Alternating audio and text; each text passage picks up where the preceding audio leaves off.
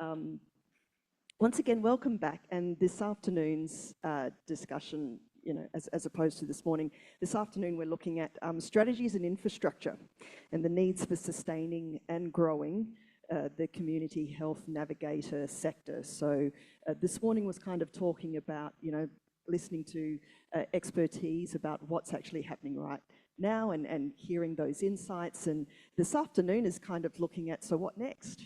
So once again, we have a very interesting panel, and we will go and slowly introduce themselves. And starting off with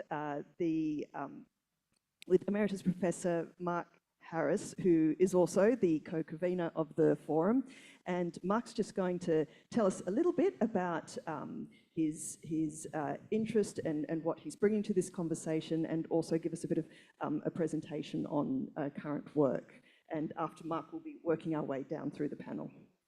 Okay, well, I won't take much time on the first. I think most of you have known me or have had some interaction with me. I'm a emeritus professor at the University of New South Wales in the International Centre for Future Health Systems. And we're, together with Liz, who's in the room, we've been working on community health workers and navigators in various iterations over the past decade in Sydney in particular. I wanted to briefly go to, if you could just flick through the slides. I don't have a control on the slides. Or are they on the back? They're up the front, aren't they? Thanks. Thank you. I'm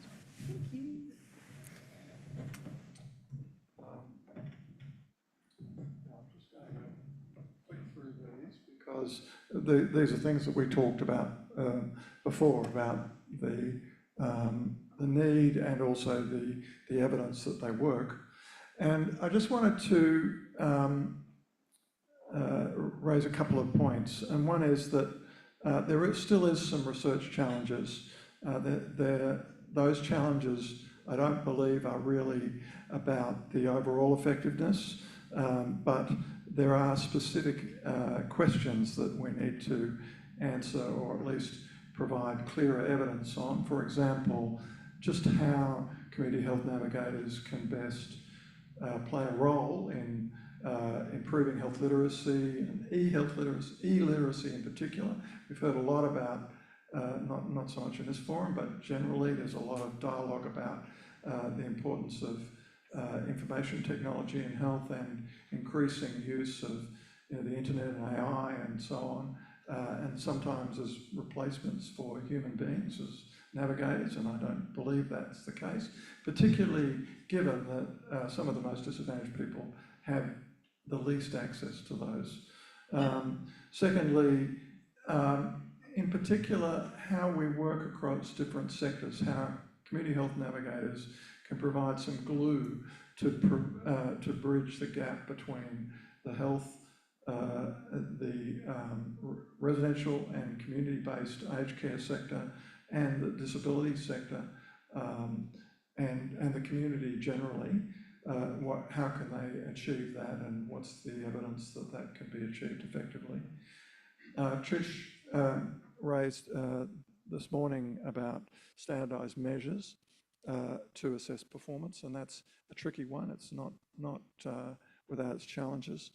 And also, of course, and most importantly, what are the factors that are going to influence being able to implement and sustain programs? So it's really all about, particularly the challenges that we've identified are about implementation and how they should be recruited, trained, supervised, and also accepted, not just as part of the health workforce, not only by other health workers, but of course by the community as well, and just how we go about communicating that, and how they can be integrated into health teams and sustainably funded. This has already been said many times. And how do we develop career pathways for CHNs?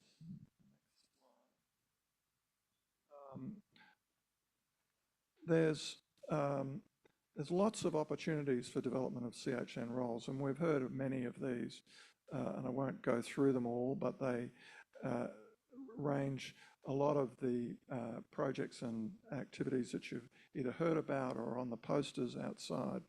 And there's other opportunities, particularly, as I mentioned, as has been mentioned, on in aged care and NDIS, for example. But one of the challenges of all of this is to integrate it so that it provides potential career pathways across all these potential roles. And we've seen with Vanessa, she's actually moved across sort of 3 different types of navigator roles in her career so far. I think it's important that we really facilitate that, and we'll only facilitate that if we start to integrate some of these initiatives and provide a more coherent approach to the community. That's really all I wanted to say. Thanks so much, Mark. We'll move down to Renee next, who's got the microphone. And Renee is the chair of the Central Land Eastern Australia Primary Health Network. Physiotherapist by trade. Tell us a bit more about yourself, Renee. Just got a promotion, Eastern Australia. Thank you. Oh, sorry. Sorry, Eastern Sydney. My apologies. Yes. No worries, Paul. Yeah, no worries. I'll bestow, promotions on anyone during You've just the gotten busier now. break. Yeah, so physio for about a decade, people. I spent about half a decade working with Luann and the planning team, doing various frequent flyer programs through the acute care lens. And then the last 20 odd years, I've been running divisions of general practice, then the next reiteration, Medicare locals, ran a PHN, and currently I'm the chair of Central and Eastern Sydney PHN. From an infrastructure process, just to give you a bit of background, PHNs will be 10 years anniversary in July, which is fantastic. So we've survived various reviews and reforms. And I suppose there's 2 bits that we can hang our hat on. One is, and this is, we're not certainly an island, is that we have community council that report directly to the board. They will guide us, influence, in some cases direct us as to how we actually conduct our business. But perhaps more importantly is in the commissioning cycle, we end up being honest brokers. We don't deliver services inherently. There is a few PHNs that do some due to market failure. And in that process, the second step in the commissioning cycle is co-design. So we get the funders, we get the providers, and we get the community to design the models of care. And that most probably enables us to broaden our vision as to what models should be, I suppose, incorporated. And certainly the community has a very, very clear voice, as Nat was alluding to. So from Central and Eastern Sydney's PHN's perspective, and some of it will translate to all 31s, is the Care Finders project that Natalie mentioned, which has just been fantastic. Essentially, it's helping the vulnerable aged navigate the system. There's the multicultural navigators that we have on deck. Healthy Ageing Hubs is another initiative. There's, I think, 3 or 4 of them that are sitting out there, which helps the community and indeed providers navigate. And what's exciting is what Mariam and the team are doing and looking at integrated mental health hubs. What surprised me when I got a brief from the team is that at this point in stage, we have 9 different types of organisations delivering the aged care finders. And there's a mix of health, Indigenous and community type of services. And there's 2 organisations involved in the multicultural health navigator services. The aged care finder has been going since about January 23, and the multicultural one, whilst it's been going in some context for a while, has really just kick-started this year. So I suppose the message from my perspective is, definitely through a PHN lens, we are seemingly to be a preferred provider for the Commonwealth initiatives. The investment compared to the 1st of July 2015 to now has more than doubled. And so we might be getting it right. We're never going to get it perfectly. And one of the key, I suppose, initiatives that's coming out of through the commissioning cycle is how do we design a model that actually fills the community needs, but also the provider needs. You can't do both separately. They're not mutually exclusive. One of the things that Mark was alluding to is obviously the evaluation. We talk a lot about what I would call person-related outcome measures and person-related experience measures. I think what we also need to do is look at provider-related outcome measures and provider-related experience measures, because if the 2 are disconnected, You can have what may be perceived to be a fantastic experience from a consumer perspective, but if the providers aren't really happy, it's not sustainable either. So from an infrastructure perspective and strategies, certainly PHNs have positioned themselves to be arguably an honest broker with regards to that process. And I'll leave it at that for the moment. Thanks so much, Renee. And next we've got Dr. Mia Harrison, and we'll just pass the slide doodad to give you Jedi powers for the slide projector. And Dr. Mia Harrison is a research fellow at the University of New South Wales Centre for Social Research in Health. And thank you for joining us today. And please tell us more about yourself and your relevant work. Thank you. So I'm a social scientist. Most of my work looks at practices of care in a few different contexts, and I also do some work around how we think about how research is done and how also like evidence is constituted in research and then implemented in practice. So I'm involved in a few different projects, but especially for, I guess today, one of the projects that I wanted to talk about that I've been involved in with colleagues at UNSW is looking at the role of navigators in integrated health and social systems, and how we can think about what those practices look like, and also how we can think about the effects that they have across systems and in kind of cascading ways. I think we've touched on this in a few different ways across presentations, but one of the challenges that this presents is as soon as we start to expand the scope of what we talk about when we talk about navigation, and we do have to do that, and then we also recognize that we need to be able to talk about effectiveness, even if it is purely for the case of how do we advocate for expanding services and funding and things like that. It becomes really challenging when you're working in multiple spaces, different workforces, different mechanisms for evaluation, different internal systems, different priorities. So how do we actually do that kind of tracing work, both to check on ourselves and make sure that it is doing what we think it's doing, but then also how do we kind of create that picture that is going to be compelling and be able to expand these services and understand the kind of effects. So as a kind of example, recently we've been doing, or we've completed a review of international literature looking at this, and this is forming a foundation for the next phase of this study that we've been doing, which I've actually got a QR code here, which relates to the next phase. And in this next phase, we're hoping for people to contribute their own experiences, expertise. So anyone who works in or with navigation or is researching navigation, most of the people in this room basically would really appreciate if you have something to say. You can scan it and there'll be some information about the study.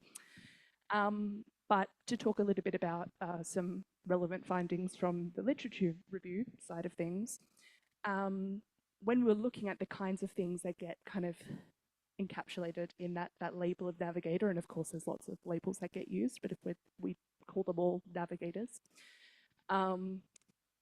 we can probably do a pretty good job of looking at, let's say, a patient who has a kind of constellation of needs that a navigator is supporting with. So there are some really straightforward examples that we saw in the literature, things like identifying appropriate places to access different care providers, being able to do things like facilitate transport, or thinking about, does this person also need someone to take care of their children while they access appointments, or do they need help navigating billing systems and insurance and stuff like that. But we also found examples like, does this person need someone to walk with them to the police station to make a report about domestic violence so that they have the safety that they need to be able to care for themselves? So there was a whole bunch of things that get in this label, and we could probably look at a person and trace the outcomes.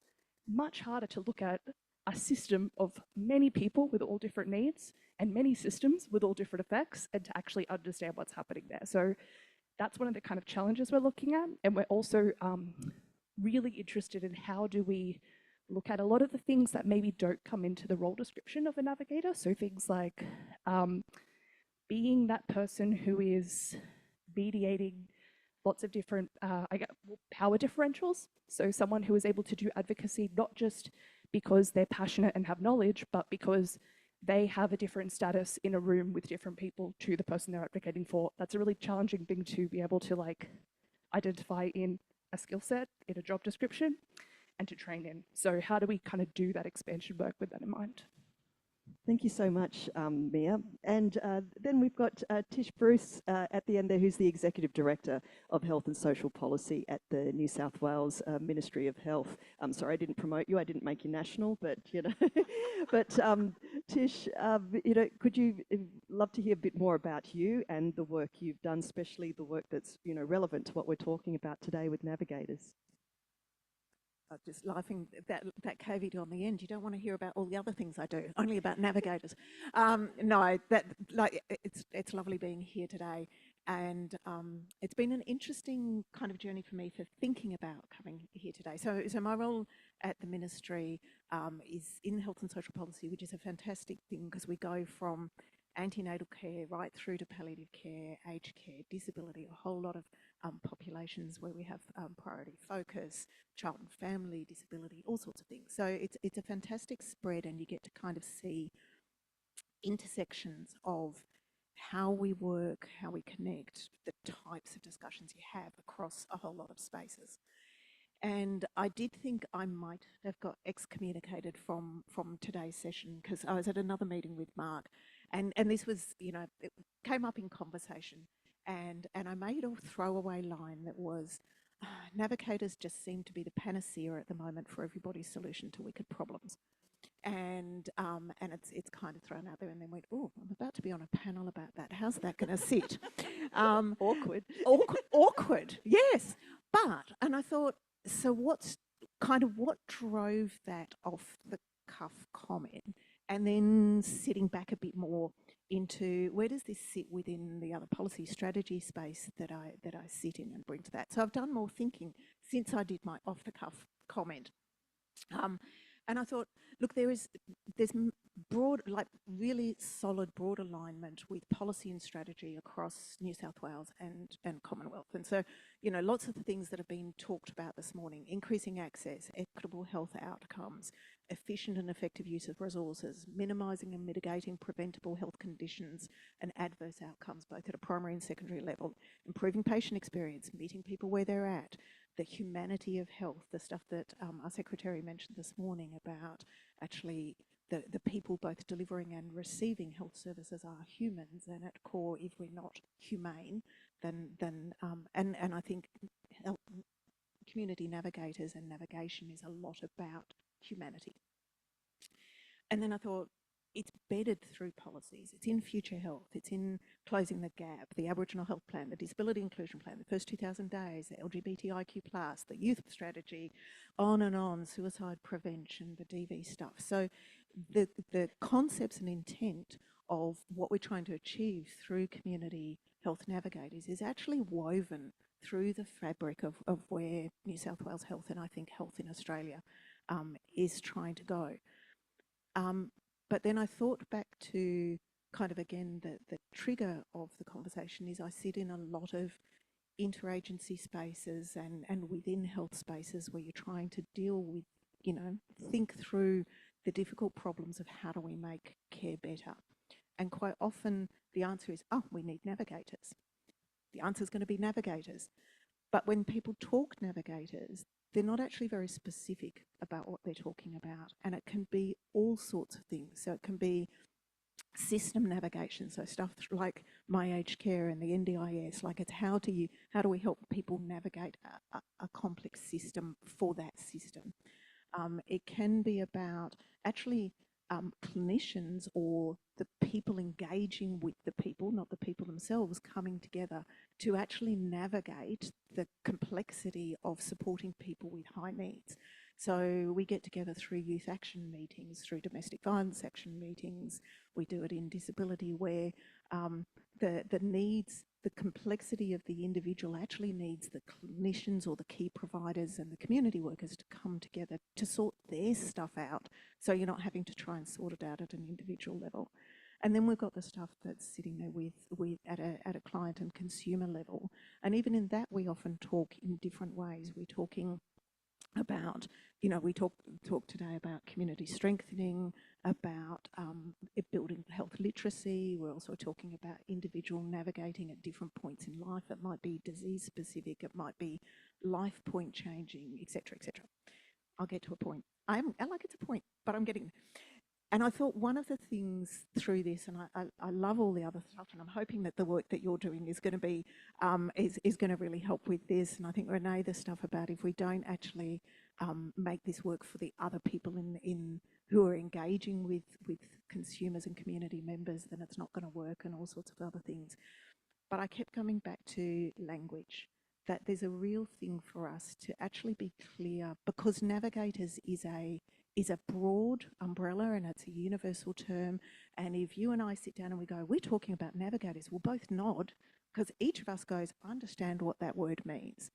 But what we both can be thinking can be absolutely different. And if we want to do things that embeds and builds into policy strategy and lets you go forward in funding ways, we actually need to be able to be clearer about what problem are we trying to solve, for whom, with what strategy, with what resource, and with what outcomes. And that's really tricky, because even where you were saying it varies even for an individual. So it's we wouldn't be here if it was an easy problem. It's a tricky space to be in, but. And I don't think you can name every one of those navigators a different thing, but maybe there's hashtags that goes with things. But we actually need to build a language that allows us to be clear about what we're talking about, to short circuit the I think we're talking about the same thing, but 4 months later we actually find out that we're not. So that you can actually move forward and go, how do you fund for what service with what model of care? And also, one of our risks is that because everybody is seeing navigation, and I could insert hubs, or I could insert place-based care, all sorts of things that are at the moment are languages that we're using, because lots of people solving different problems are using those sorts of words. Potentially we end up with a plethora of navigation systems all trying to do the same thing, different things for overlapping groups of people, and we actually just create a different version of duplication and fragmentation. So it's no solution, but it's a call to, I think language is fundamental. Well, you've outlined some big. We've got some big britches to fill today with the rest of the day when it comes to that reaching some of that clarity and finding answers to some of the questions that you have. So I'll lean on Mark here. What are the answers, Mark? Mark, as we're talking about the nitty gritty now and answering those really practical questions, like whereabouts should community health navigators be placed, how they should be selected. Are we at that point, and what are some of the answers we should be reaching for there?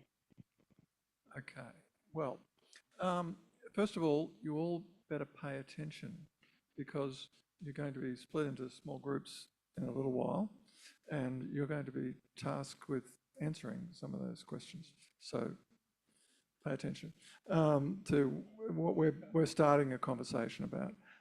Just before answering, I won't try and answer all of those things, but the point about navigators not being a panacea, we agree entirely. They're not a panacea for a fragmented, disintegrated health and welfare system. However, what they are is they're all about equity, and there is strong evidence that in the people who suffer most in our disintegrated, complex systems of health and welfare in Australia are people who are disadvantaged, people from linguistically diverse backgrounds, Aboriginal and Torres Strait Islander people, and so on. So they are a critical tool for equity, and that's perhaps something that we should have said earlier, and it's the reason that Liz led us in this direction, really, more than 10 years ago. I think in response to what Tish said about not, I think what we have tended to do is to create lots of little navigator roles in little different areas, and partly that's in response to need, and it's appropriate, but I think where we're at now should be to start to say, well, how can we bring that together? How can we have integrated recognised training that, there may be different components too in different settings with different populations, different services, different needs, but where there's a base of core training, there's a basis of core understanding of what the role is. That, for example, it's a non-clinical role, that it's about helping people to access information and services as a critical thing, whether we're talking about aged care services or NDIS or specialist services within a hospital or whatever it is. So part of the reason for this series of forums culminating today is to try to start to get some common understanding. If we do, and this is not unique to Australia, if you look at the material from the US, they're constantly talking about community health workers or what's the Hispanic term for them? Promotores. They've got lots of names as well. But there's at least now, there's a clear common understanding of what they're about. There's variation and there is variation about where they're located. And I think we're not going to get around that, but we don't want them located in 50 different types of settings or services. We don't want them having 20 different role definitions that have got no overlap. So I'm not sure I've answered your question at all, but anyway.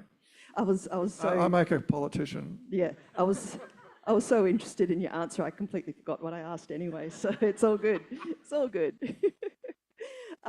Renee, with the...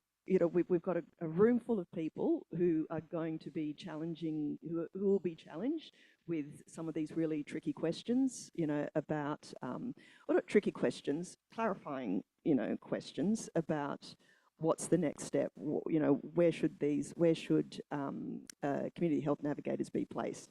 How should we selecting them? How should they be employed? Do you have any insights of the things that we should be thinking about, when we're looking at these questions? Yeah, and building on from what Mark said, the PHNs are organisations where conceivably we could be commissioning out navigators to be in 50 different places. So as an organisation that perhaps needs some sort of consistency in how we approach that, or indeed the question that I ask, and I've been reflecting when I've employed different types of personnel in different organisations. First is, what's the problem you're trying to address? Then the 4 dot points or 5 dot points I had in my head is, what's the role, what's the responsibilities, what's the scope of practice, and what's the skill set that you need? It would be nice from our perspective to say that's a rough mud map as to where we go.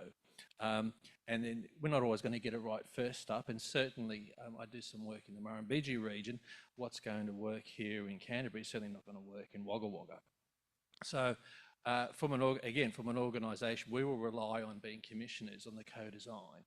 And from that, what's the key problem we want to address? And in actual fact, and I'm sure the team can elucidate better than I can, certainly my experience has been sometimes the role, the scope, the responsibilities, you end up drafting a job description. I mean, it almost ends up being a job description designed by the recipients of the care, which is not such a bad thing, but some guidance with regards to that, whether it be a workforce agency, whether it be through educational institutions, whomever, just so that we can, sometimes you don't know what you don't know.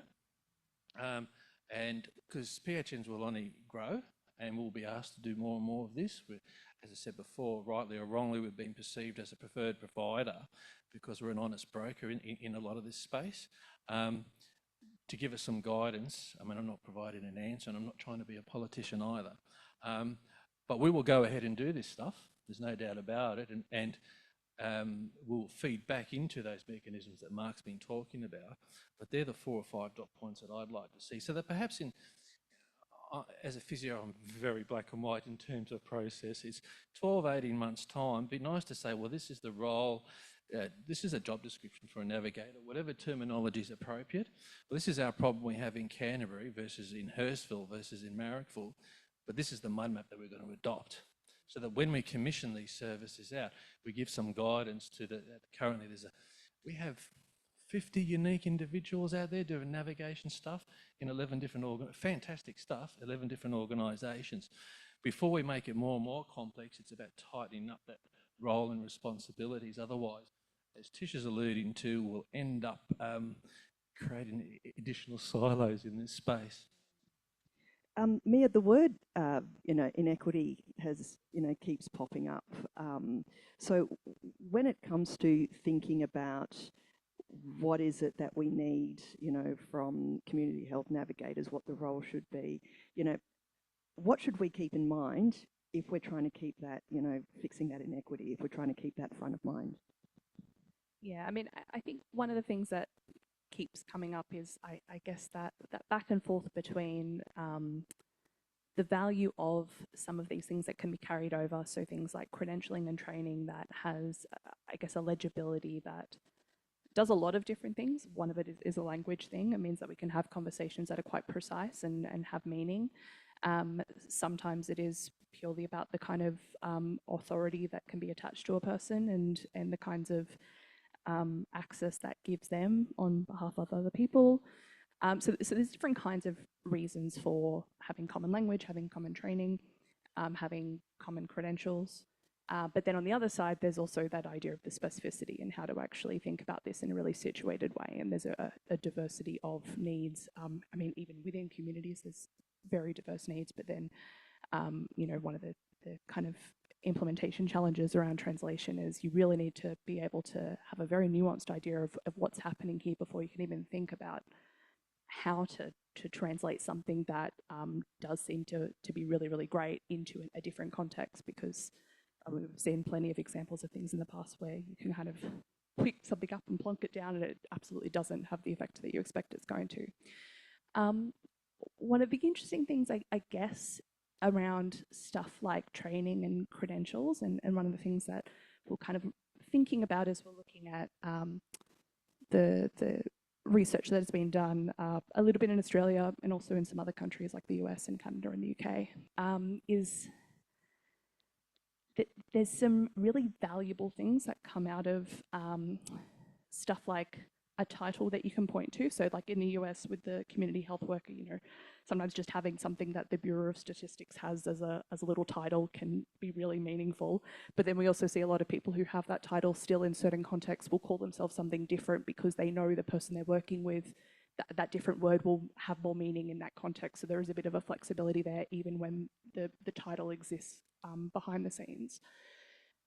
But for something like training and credentialing, one, when we're talking about equity, we know that from a pedagogical perspective, for example, a lot of the training models that get put into place, so like classroom-based learning, and even when it is quite diverse, still isn't accessible to everyone. And one of the really valuable things that a lot of navigator roles are doing is bringing lived experience, not just as a perspective that's brought in, but as a genuine form of expertise that needs to be recognised as something that is sitting alongside other forms of expertise. So we would want to create, I guess, a way of educating and training that is excluding a portion of the kinds of people who we really need in these roles. The other thing that we want to make sure that we're doing when we create these kind of systems, and especially credentialing systems, is we want to create pathways, I guess, to recognise this kind of expertise in a way that isn't reinforcing what often happens, which is that lived experience gets formed like down the hierarchy of the types of knowledge that is important. So I think that training programs can be really, really valuable, and I think they can be done really well. Credentials can have a lot of power, and they can be a way that people are able to get things done. But as soon as we start to close down too much on each of these things, we start to stop a lot of the really important forms of expertise and the kinds of people that we want to these roles from being able to do that work. Thanks, Mia. Tish, when Renee was speaking, he mentioned, in the next 12 to 18 months, it'll be great if we could see something, that looks like this. From a policy perspective, what should we be aiming for in that time frame? Small question. That's actually a really interesting question. and I don't know that I've got the answer for it, because I suppose, so I'm thinking, you know, the breadth of spaces this sits in. So I'm aware, like, mental health is working really strongly on a peer workforce framework, and that will come out, I think, in relatively shortly. And I think about the journey that they've been through over, is it about 2 decades or so, of really building the concept of peer workforce from a very marginalised, why are we bringing these people in, what value can they have, through to a much stronger, robust part of the workforce where, talking with the mental health guys during the week, again, preparing for this, we actually now sit in situations where teams will, if there's a funding opportunity, at times teams will go, what we actually need is another peer worker rather than another other discipline specific worker. And I think that shift is a long period of time coming. I think it's being backed with money, constancy of workforce. So, and I think one of the things that we struggle in this space is a lot of the workforce comes off short-term funding, and so trying to actually establish, sustain, it become part of usual practice. So it's something about moving from adjunct nice to have to part of usual practice. And again, I think there are places that we're getting there in there. Aboriginal health is obviously the other big area, chronic disease, more so than some of the others. I think there are opportunities to think about, like, as we go through the SCOE reforms, with the national reforms that were referred to this morning, about kind of, I think, and I keep coming back to language. I don't know if it's a speechy by background or doing linguistics or anything like that, but some of the skill in these spaces is being able to articulate your stuff in a way that makes sense to the policymakers, that they can then go, I see you sitting in here and making a difference to that you, through this, you can help me deliver the outcomes that we're trying to do, and that it can sit within in the frame we're doing, and that we can think about how to fund it. So I think there is, and it's the work everybody in this room's been doing over a long period of time, is how do you build the evidence base? How do you build the narrative? How do you put yourself in the places that people are open to hearing, that you think of the language they need to hear to be able to go, I can pick this up and address it. And I do think, and it's really interesting, this stuff around the workforce and how defined the workforce gets, because I think, as you're saying, there's such pros and there's such pros, but complexities with it. But I think there is stuff that, again, fast tracks the movement towards trust and acceptance by being able to define and describe, to be able to have some level of trust that there's consistency in core competencies. And my guess is that there is actually probably a number of, you're not looking at, that there's some core things that sit across a range of areas, but you're actually looking then at defined skills within different proposals. So I don't know that I answered the question at all, but there you go. Thanks. Over to you, Renee. Thank you. Yeah, look, I just wanted to pick up on what something Tish said, and was something that I thought about last night in talking with my sister, who's 50 years as a nurse as well. I think the researchers in this space have undersold themselves. There's been enough evidence out there. This is now a product. You're not going to get it right to sell the product, and it's definitely not a sexy product either.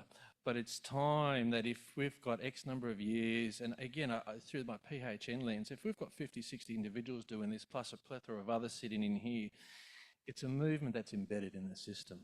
How do you best define that product and sell it to the policymakers? And as Luann, when I was talking offline with her and stuff, you just got to talk the talk in terms of what measures are going to be, other policies going to make. And a lot of it's transactional measures, process and impact stuff, not really outcome stuff. But you just got to package it and market it as best as possible. Don't have a particular answer. If I was working in a private business and I've invested in this for 10 years, which is what this PHN does, now the time is to package it all and sell it and market it heaps better. the risk is you design a product that is slightly not going to tailor everyone's needs. You're never going to tailor everyone's needs. But if you get the, God forbid if I put a percentage to it all, but you get 70 to 80% of the product right, and then everyone who's delivering this type of stuff generally tends to agree, start marketing it really hard. But it's not sexy.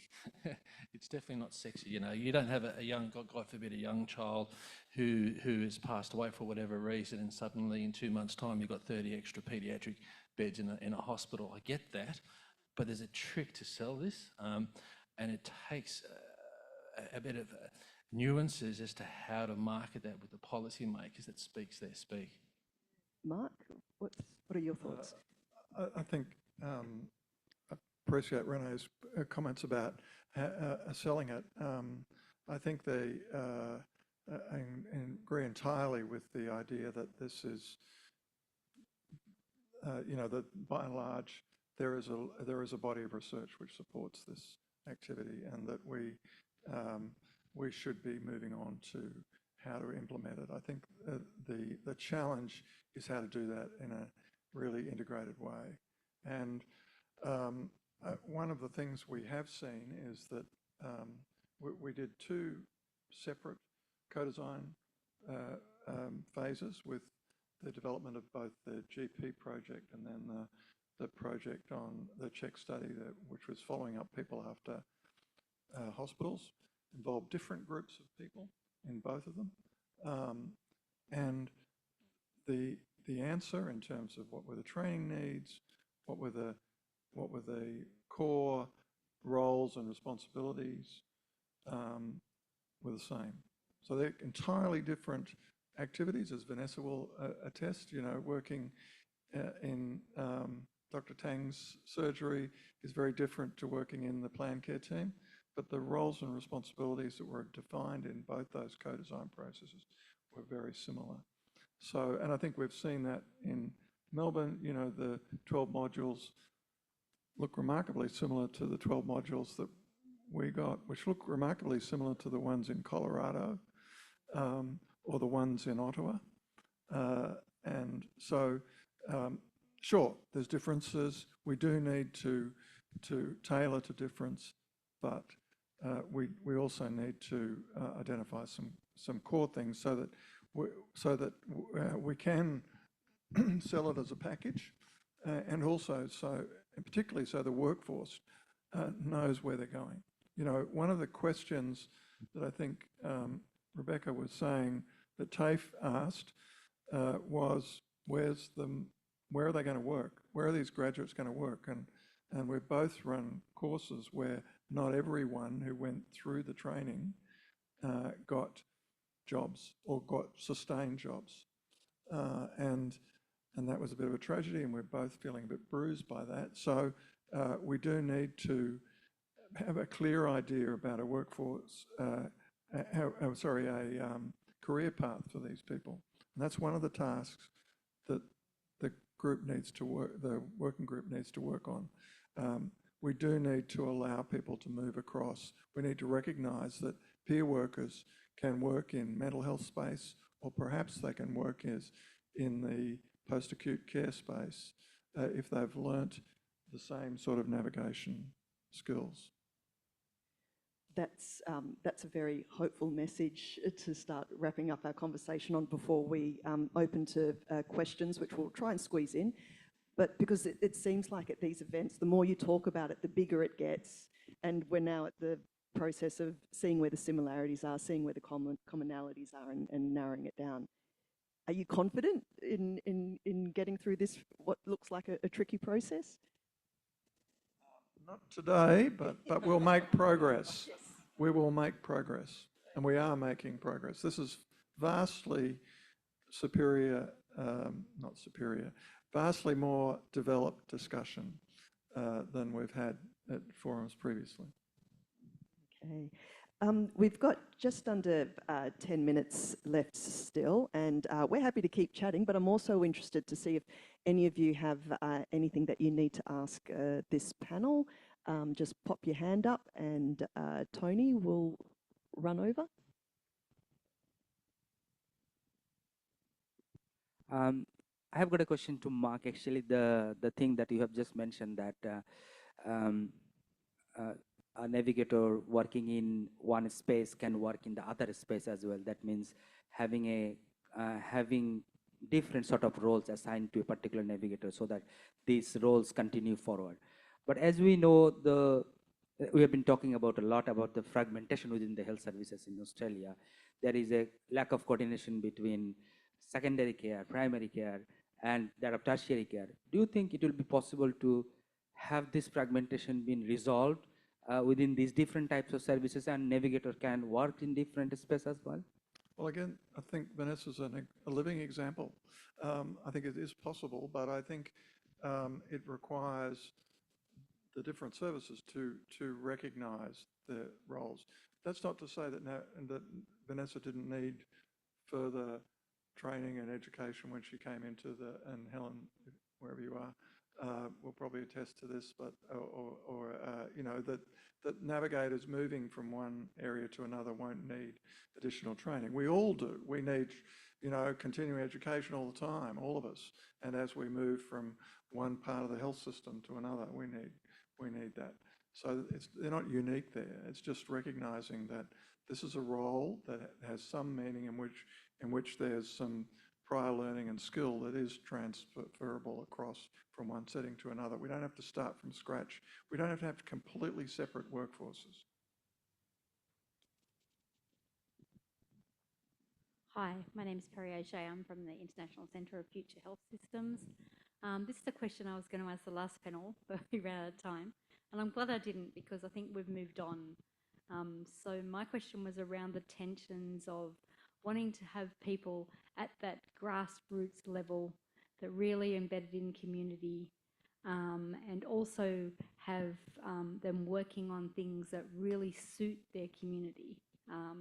And being able to do things that are quite unique that wouldn't be in anyone's job description. Like this morning we heard about, you know, going out and buying blankets for the family that's coming to stay, which is really important. So I'm just wondering how we nail it down, but not too much, so that we can still have that flexibility and we don't lose, you know, that real community embeddedness. Yeah, I'm glad you brought up that example again, because that I really liked hearing. I think maybe it was Fiona. Someone was talking about, yeah, having these kind of, in this case, two different navigator roles that were doing very different things, and both were very important, very different, but very important. And I've also seen some examples in different contexts where that it was funny. You'll read these studies and it will kind of talk about this is the navigator or the community health worker or whatever the case might be that they're being called, and then they'll come into this team and they'll be working with these other people. But when you actually are like reading how it's being described, I would actually say it's more that there are lots of different kinds of navigators, or maybe that there is a team of navigators being formed, or the team itself is the navigator. So I think often what is probably needed is examples of both of these kinds of things, people who are really kind of really have that community knowledge that is something that is not just knowing, but it is also having relationships, having a very day-to-day sense of what things that are kind of you can read about, but what that actually means in practice for people, as well as there are absolutely kinds of skills that are very transferable. I've also done some work looking at healthcare workers during the first year of the COVID pandemic, and there was a lot of examples of people very rapidly changing skills, and some of those roles ended up being kind of navigator roles. So things like some of the working with people who were at home who'd been diagnosed with COVID, some of the work that got done remotely with those people. Obviously, these are people who've come from all kinds of other roles who were then like, yep, I'll step in and I'll do that. And there was I guess a bit of a reflexive understanding of, okay, what's the skill set that I have that I can apply to this situation? And a lot of that was out of necessity, but I also found some examples that were really done very well. So I'm sure not everything was done well, but it's not to say that there aren't examples of that being done really effectively, and maybe even in an ideal kind of way. I do want to bring up again, because it was brought up very quickly, and I think it is something that's worth emphasizing. There's another part of the picture as well about when it comes to understanding, I guess, the boundaries of a role. There are all kinds of reasons to do that. And part of that is also to protect navigators themselves. So some of the examples we see people working in the communities, that is a really important role. They're doing really important work, but those boundaries of time and space of where they are, the navigator, really start to erode.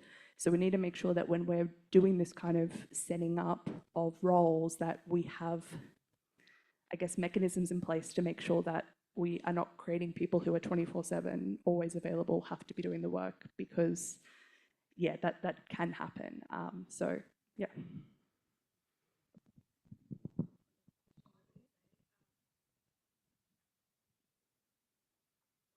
That people might not be 24/7 available, but maybe 1800 Medicare for the AI navigated kind of those healthcare services. I want to ask the panel, how do you see the challenges and opportunities brought by AI navigated replacing Dr. Google? Thank you.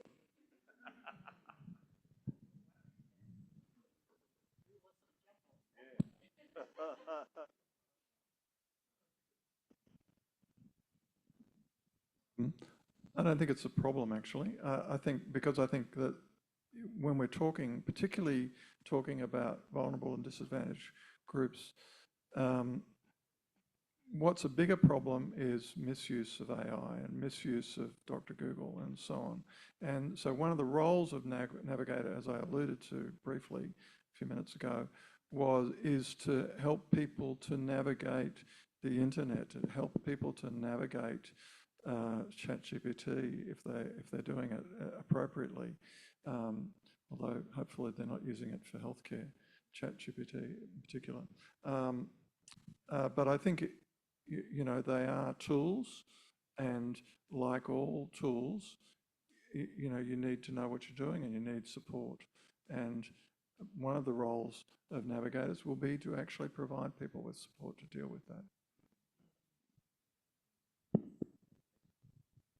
Look, I just wanted to make a comment about, I think in taking up Maya's comment, that most of the times when these programs work excellently, it's through the enthusiasm that people bring to it. And Tony and I and Julie Finch were lucky to go to America to one of the meetings of the community health workers. An amazing experience, full of energy. But at that meeting, they were talking about credentialing and registration. And the real problem I think they faced or had anxiety about is once you start getting into credentialing and registering, you get into creeping credentialism as well.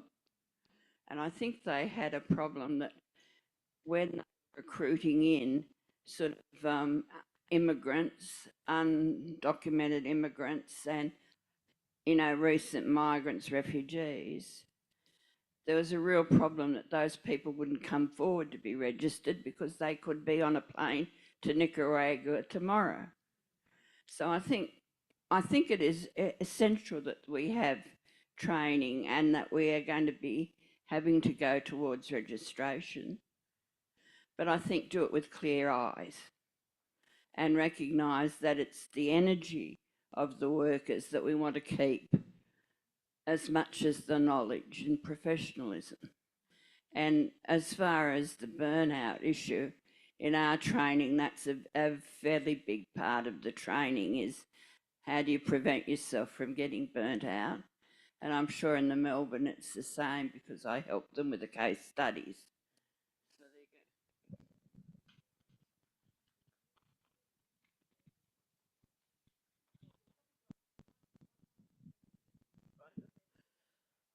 go. Okay. Just in the mental health space, whether it's a shout out or a recommendation for something that can be broadened out, but the Mental Health Coordinating Council is run by two awesome women, absolutely awesome, and they've got through their mental health certificate, taught something like at least 750 people, got through the training. They've got listed national training accreditation. They're looking at workforce issues. And Corinne just last week at the Open Door Forum was raising the question about, well, actually answering the question about what percentage of money needs to be set aside to make sure that you've got the backup for staff to make sure they're well protected. So amazing bunch of women, and their generosity, and I think whatever they're doing could transfer to other areas, but I hope I'm not burdening them, but they certainly need recognition and extra support.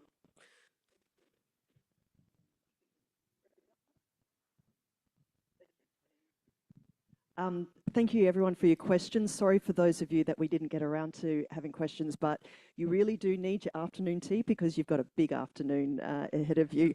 But thank you so much to our panel here as well. It's been great hearing your insights.